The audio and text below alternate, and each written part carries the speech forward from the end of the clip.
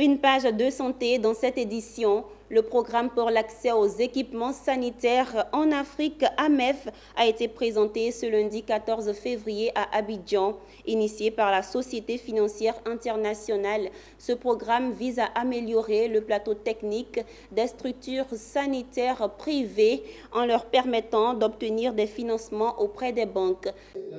Fabricants d'équipements médicaux, institutions financières, structures de santé, tous étaient réunis sur la même table pour promouvoir l'amélioration des soins de santé en Côte d'Ivoire. Une fusion rendue possible grâce au programme d'accès aux équipements médicaux en Afrique, AMEF, présenté ce jour aux différents acteurs qui rendent en compte dans son élaboration.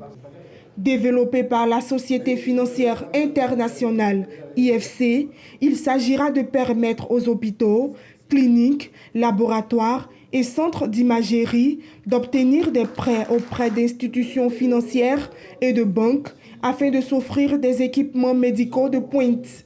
L'IFC, à travers son programme, prévoit fournir un financement de 300 millions de dollars aux PME africaines du secteur de la santé.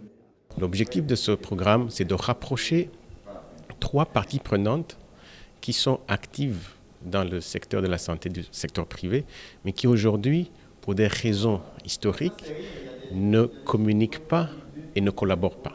Il s'agit des cliniques et des structures de santé privées, les équipementiers qui produisent les scanners, les ARM, etc., et puis les institutions de financement. Ce que nous essayons de faire, c'est de mettre en place des mécanismes de financement qui permettent aux banques commerciales de pouvoir financer avec des instruments adaptés, comme le leasing, les cliniques privées, afin qu'elles puissent acheter des équipementiers, des appareils qui sont lourds et qui coûtent cher, mais qui sont tellement essentiels pour leur fonctionnement.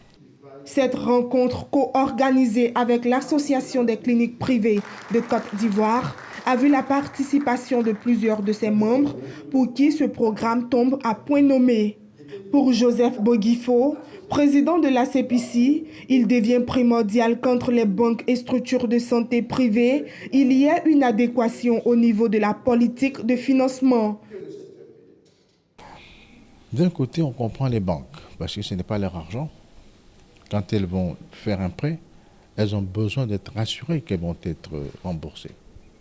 D'accord? Donc, elles ont des méthodes mises en place pour pouvoir faire les prêts, des conditions pour avoir accès au crédit bancaire. Mais nous avons compris rapidement que ces conditions-là n'étaient pas valables pour le secteur de la santé. Ce qui fait que ça rendait donc les financements difficiles. Et notre souhait, bien sûr, c'est d'amener les banques à s'imprégner des réalités du secteur de la santé, qui est un secteur d'avenir.